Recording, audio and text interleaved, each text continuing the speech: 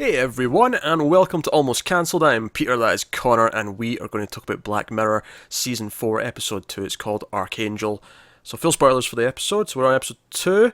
We were expecting a depressing one, and It mostly delivered. it didn't break me though. No, it didn't break me. It was no, it was no shut up and dance. But yeah, there was awkward moments, sure, there was uncomfortable moments, but a couple of moments where it was mildly horrifying. yeah, but it wasn't. This is not the gut punch episode. I No, feel no, like no, no. This is just a reminder of, oh, this is what Black Mirror actually is. yeah. Well, even the last one had uncomfortable moments in it. Oh, it did. It did. It's funny, and again, much like we said last time, I'd kind of forgotten like how Black Mirror, for the first little bit of the episode, you're kind of trying to figure out, okay, what's this episode actually about before we. Yeah, this one swerves you a few times, doesn't it?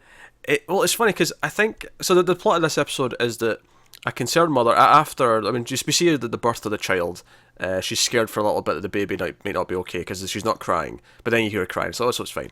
And then when she's really young, she goes missing for maybe a couple of hours, and then they find her. Other parents in the neighborhood help, and they find. But after this incident, she gets this new technology, this Archangel tech, which implants the kid. Again, it's not a million miles away from some stuff in previous episodes. I'm thinking a little bit of White Christmas with the censorship kind of option, where it blurs out the things she's not supposed to see, and then a little bit of the entire history of you with the whole recorded eyesight. Yeah, that thing. was the more obvious one. But yeah, both of them were clicking in my head as I was seeing this. But the whole idea is this is almost like a futuristic nanny cam where she can see whatever the daughter's seeing. It'll give her like warnings if like her heart rate increases, if there's anything like wrong, like for example, if she takes a substance that she's not supposed to take, like anything like that. It just models her vitals and all that kind of thing. It's got a GPS, so she can see like a map view. She can see where she is. She can see her eyesight. She can hear what she hears. All this stuff. Yeah. And obviously right away I'm like, okay, let your kids, if you don't let your kids fly free, they'll never learn certain lessons, and you'll always have them in a bubble. I'm thinking all these things, and these do kind of apply. It kind of extends further than that to, well, if you never give them room to grow, they'll eventually just want to leave because you don't let them do that. Yeah, there were other things I was thinking it could have gone down at this point in the episode as well. Like, I was going to go, okay, is someone else going to get a hold of this tablet? And because that's a very this is kind of even on the idea of phones and smartwatches that a lot of parents give their kids now, and there's because obviously some parents use it to go, oh, where's my kid? They track just to check they're safe. Obviously, it's not seeing out of their eyes, but but someone else could log in and use that GPS as well. I thought maybe we'll go down that angle. Yeah, maybe. It never did, of course. In fact, if anything, I think this is one of the least swervy episodes, because it was still the first things I thought thematically were the stuff it played with until the end of the episode.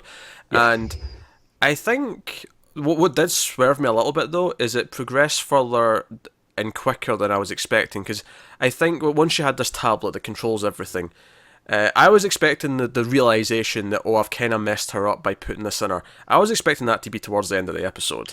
Yeah, I was too, but it was actually maybe a third through. Yeah, it was. It's because she ages up a few times. Like we see her, she's like 6 the first time, and then she's 9 after a few years. And it's when she's 9 she starts acting out because like the other kids are like watching like just violent clips from movies and YouTube videos and whatever else, and everything's censored for her and she can't see anything, and she's never even seen blood. Yeah, like there's a dog that always barks. Yeah, and that's on her way censored. To school, yeah. and she's never experienced it, not since she was young. But we saw that like right at the start where she was scared of that. Yeah. The idea being that it's not even just stuff that's obviously censored; it's anything that scares her just automatically is censored. Which again, she'll never grow up and learn anything if she doesn't learn to face some of these things. Because some of these are normal things you should learn to kind of get over, like just a dog barking. It's a dog. Yeah, it's a loud noise. I understand being scared at first, but hey, it's behind a fence. It's fine. Yeah, well, that's something you have to.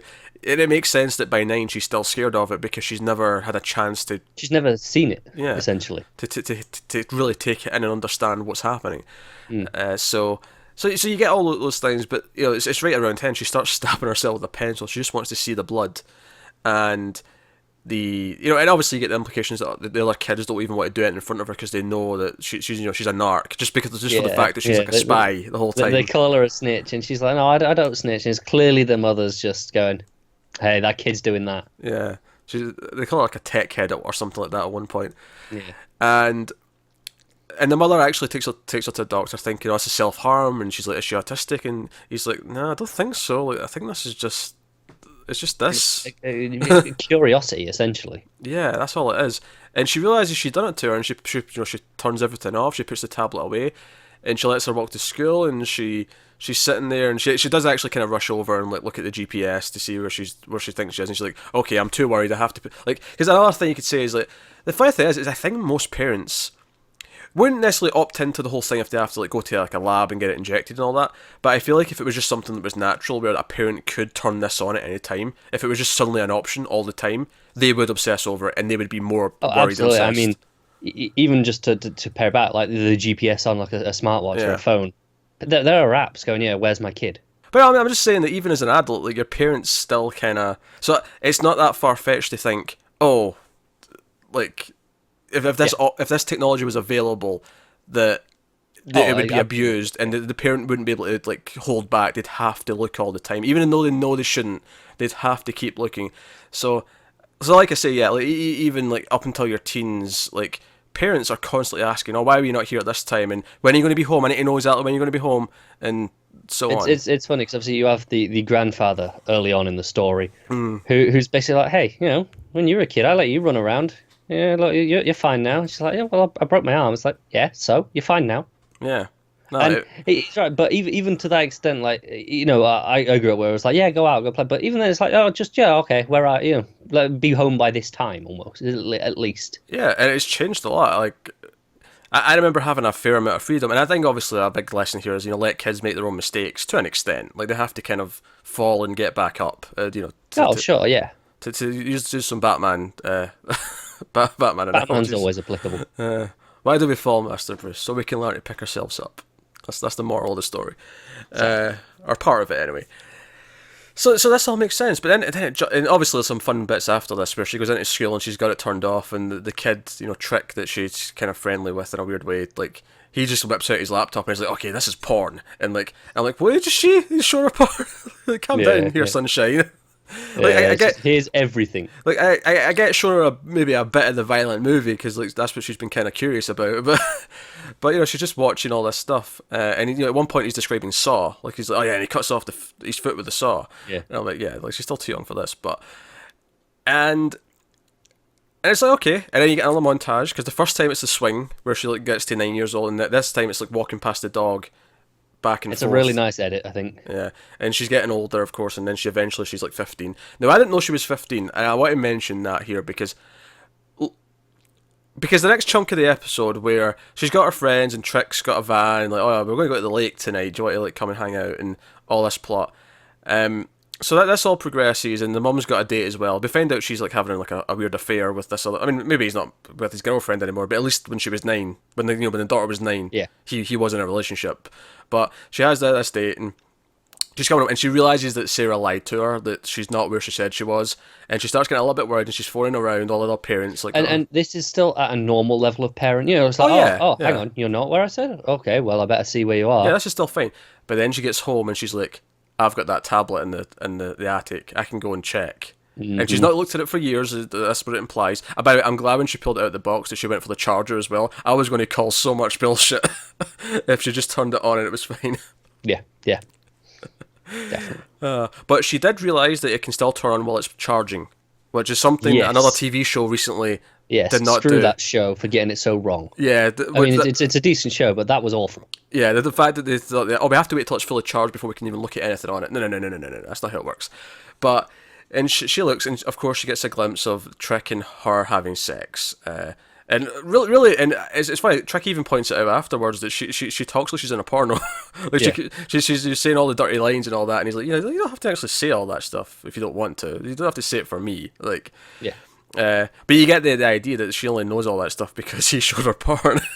Yeah, she's still pretty sheltered. Yeah, but like you mentioned here that you didn't realize she was 15. I didn't either. No, because I didn't. When we'd seen this moment, you know, it seemed perfectly fine. Yeah, like, the way it was played. Because the way it played, I was like, okay, she's lied a little bit. She didn't, but this is relatively normal teenage behavior, and this is, you're essentially just invading our privacy right now.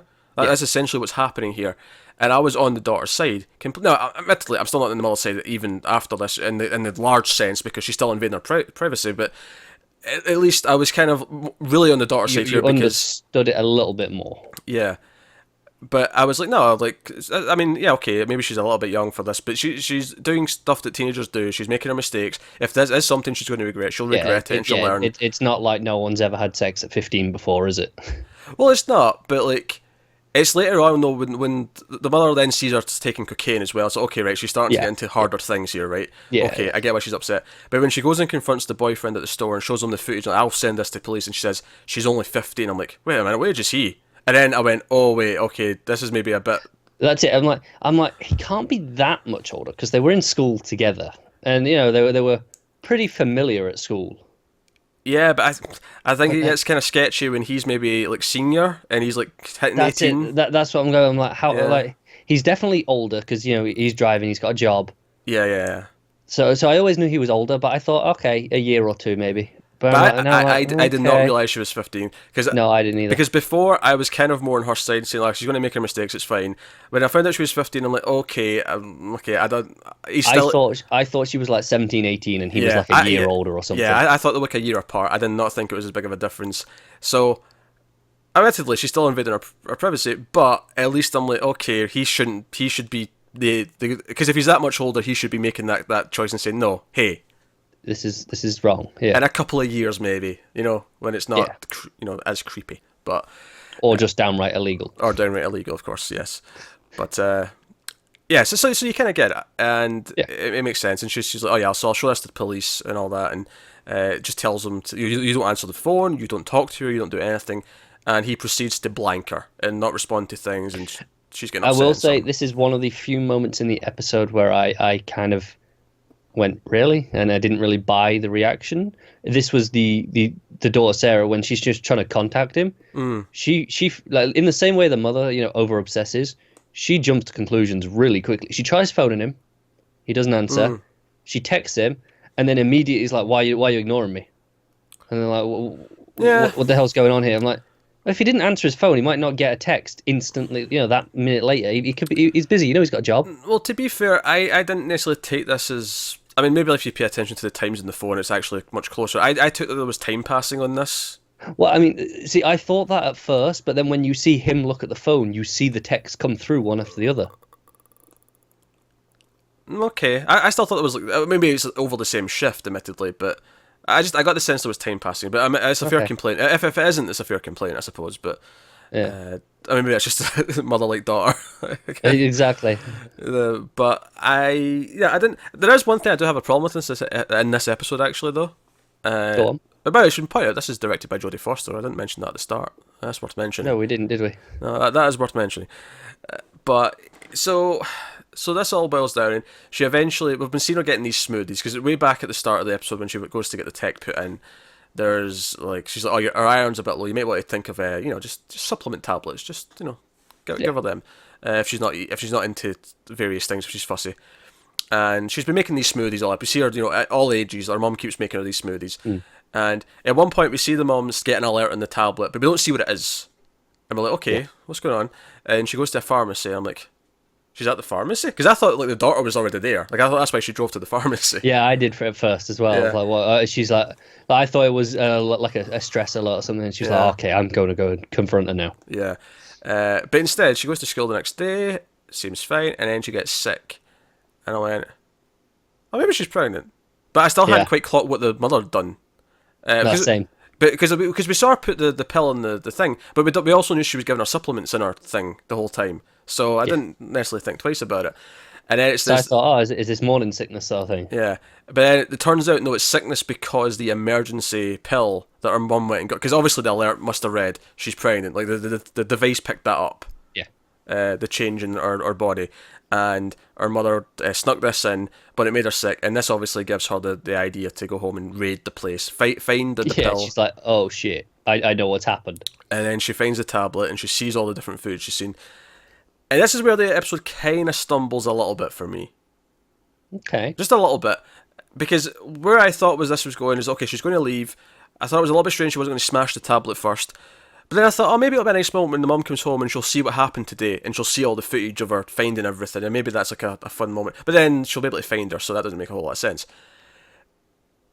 Where it stumbles a little bit for me, because obviously I was thinking whole episode, oh, like the idea that she's going to leave, and like, you know, if you hold someone too close, if you don't give them freedom, they're just going to want to leave. Like that's just a classic sort of parent-child trope. But I don't know if I needed her beating the shit out of her mother with a tablet. That rang just a little bit forced to me. Oh, it didn't to me. Well, go on then. I get that, you know, she was angry. She was incredibly angry. And in the heat of the moment, she swung, and obviously the filter comes on, and so she's not seeing just how bad it is. Like, so, you know, she's obviously knows she's hitting her with it, but she's, again, this distorted version that we've seen. I get the logic here. I don't know if it just sits with me emotionally. Just in the sense that, okay, it's filtered, but you know enough to know what's behind the filter now. Like, it's not like... no. It's not like she'd had it on the whole life, and this was the thing. No, I'm with you. She understands what she's doing at this point. So, especially since, like, I don't think it affects really much else after this either, because... Like, the whole idea that she wakes up and she gets out and, like, her daughter's gone and the tablet's smashed. And obviously the tablet being smashed is a nice sort of, like... Because the Black Mirror logo is smashed glass, like a smashed screen. So it's a nice little symbolic thing. But... so I like that. And I like that she leaves. It makes a lot of sense. And now her daughter's gone forever because of how close she tried to keep her. And because she invaded her privacy. So, no, I like all that stuff. I just... The actual moment of beating her up, I don't know. For some reason, I just didn't quite buy the leap to that rage. Like, to that extent. But fair enough. It's not a big deal, but it just... No, I mean, it landed for me, but I think that's just going to be one of those where it does or it doesn't. I don't know really how to defend it. In the same way you're just going, well, it didn't quite land for you. I don't know, it just felt a little bit off. Like, I just didn't quite buy that she was this... No, that's fair enough. Savage, I guess. No, that's fair. I mean, even now I was still thinking of other things that could happen. You know, I was going, oh, is the tablet going to smash, but with the filter still on? Like, so she's going to be stuck with that on, like, you know, as a way of... Okay, no, she went to this extreme, and now she has to live with this filtered reality forever. But no, it didn't do that. It didn't. Just off she goes. She just left, and her mother got up and screamed that her daughter's gone, and it's kind of her fault in a lot of ways. Yeah. But I mean, yeah, obviously, I think some of the messages here is the dangers of, like, modern, like, you know, coddling your child, and like we say, I mean, don't get me wrong, I understand why parents don't want to let their kids out, like, for most of the day. Like, let's be honest, we live in a world now where it's not that paedophiles didn't exist generations ago, it's just that now I feel like everyone's a bit more aware and scared of them, and it's... Yeah, but weirdly enough, that's almost a reason to let the kids, in the sense that, you know, they're more aware than we might have been even. So, you know, like, just of the not necessarily the specifics, but the ideas. So in that way, they're more. I mean, don't get me wrong. I remember stranger danger. I remember don't talk to any adults who are not you don't know, and all these things. Yeah. But I feel like, I don't know. It's just the way the culture's changed, and it's because we have the tech now. Like we say, that it can, and obviously people just want to stay on their tablets now. Like, kids, we didn't have tablets when we were kids. No, I didn't. Wish I did. That'd be cool. Yeah. I mean, I was also someone who was into, like, movies and TV anyway, so I mean, I went outside, but I was still, like, my favourite pastimes were all kind of, like, I'll be honest, stuff. You know how it was like, you know, now if your parents are like, go on, you know, like, they're like, okay, you're not really allowed out now. Mine were like, go, you're not staying in, you piss off, get out of the house for a day, you come back at 6 and not before. Yeah, they wanted rid of you for back they in the do. day. They're like, go away, get outside. You're not allowed to be in here. Things change. Yeah, they do. Things change. Yeah. So, you know, there's a... I will say I really like the music in this episode. I love that recurring piano theme and the way it kind of slowly develops over the episode. It didn't blow me away, but it was okay, yeah. I'm going to have that stuck in my head all day. I mean, ultimately, I think this was a solid episode, but it's not a standout for me in this show, I don't think. It's kind of... No, I don't think so. I think it's touching, obviously, technologically speaking, we've touched on a couple of these ideas before, which, to be fair, we'd also done in the last episode, USS... Callister, thank you. Like, we've done that in the last episode, but I think that used it in more interesting ways. Whereas here, like, yeah, it was doing a different thing, but I think for me, this episode kind of falls into Be Right Back territory, where I like the overall kind of ideas, but ultimately, I don't think it grabbed me quite the same way that a lot of the other episodes do. Here's what I'll say. I liked it a lot in the same way that I like most Black Mirror episodes a lot, at the least. Yeah, there's only a couple where I go, not really. Men Against Fire. Yeah, that stands and you know out what? as... So many comments in that review over the past year have tried to tell us how great that episode is. And I still don't, like, I get the messaging. They're always going, but the message is, it's like, yeah, we get that, but the message I didn't like the episode. Yeah, the message is great, but it still has to be good beyond that. Yeah. But what I was saying is, I like this episode. I think it's perfectly solid. I think it's placed really well in the season. In the same way, the first episode was kind of like I said, it kind of eased us in. It had a lot of fun moments. This was a bit more, okay, no, this is a standard Black Mirror episode. And now, in the same, this is kind of like the base level almost of what to expect. Okay, I can kind of. So it's kind of. Yeah, I like the ideas. I like the some of the moments. I think I maybe just didn't cling to it just didn't like.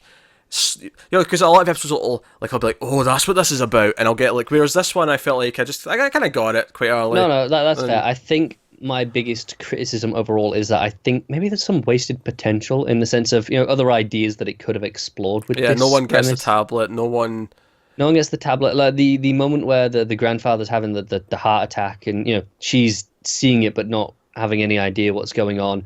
I thought we could really play with that, of the idea of like, okay, what can she not realize is happening? What can that happen? Something could happen to her because she doesn't see the danger coming. Yeah, or even the idea, like, when she first turns it off and she's getting shown all the videos and stuff, like, I thought we were going to get a lot more of that, like her seeing stuff for the first time at that age when she first got turned off. Yeah. And then it quickly just jumped ahead in her teenage stage. I really thought that it was, earlier on in the episode, I really thought, okay, she's going to get kidnapped or something. But she's not going to see it coming. Like in the most cases, when someone comes up to them and says this, they'll go, "Oh no, I'm not going to talk to you. We've just been talking about stranger danger." But she won't have that awareness because it's just a filter. It'll be just this blurry thing. So they'll just, I thought, oh, something will happen to her because of this more directly. Yeah, I think that would defeat the point of the episode though, because the whole point of the episode is that the mother's over worried for nothing. Yeah. So that would kind of take away from that. So I get why they didn't do that. No, I do, but I feel like it's just a little underutilized for the premise overall. Yeah.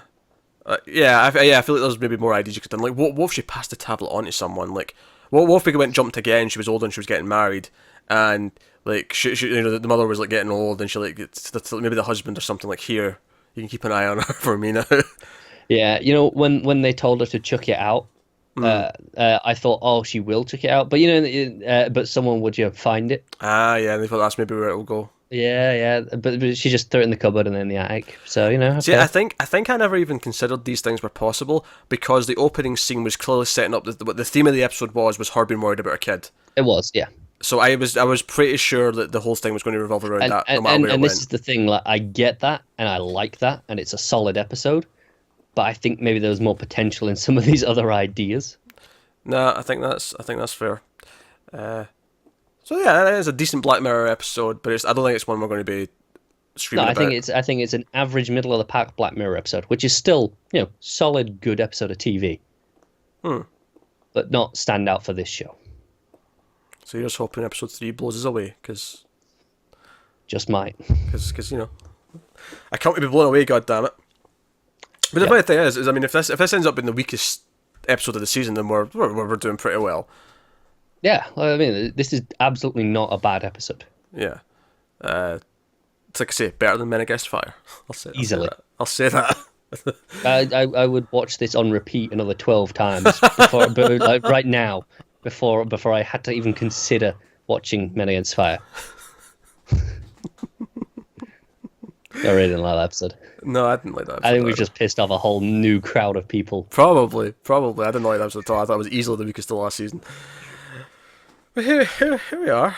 Yeah, sure, the B episode was kind of stupid, but it was fun stupid. Like, it was still. It wasn't as strong. It was still a good episode in its own right. Whereas Men Against Fire was just boring. It was boring.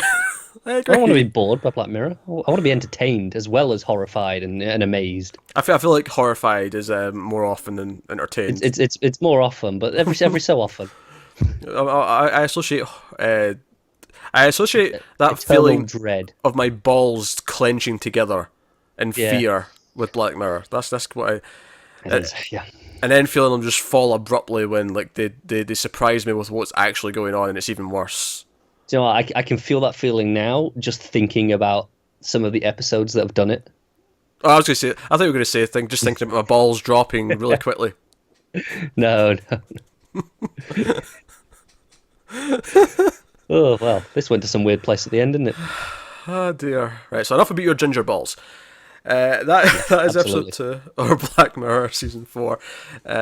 Fine episode, but not a standout. I don't think. I think it's fine, but there you go. So we'll be back. We actually recorded this much earlier than we thought we were going to, because I think last review I said, oh, it'll be the same time tomorrow. This will not. This is not the same time as yesterday when this went up, because this will be much earlier in the day, which is good, because the chances of you getting a Christmas Eve, not Christmas Eve, sorry, a New Year's Eve episode is much higher now. Yes. So Part of that is I don't often like watching too many Black Mirrors in a day because I'm like, no, okay, I just need to digest. But the first one was quite digestible in its own right. I thought I can handle a second. yeah. There you go.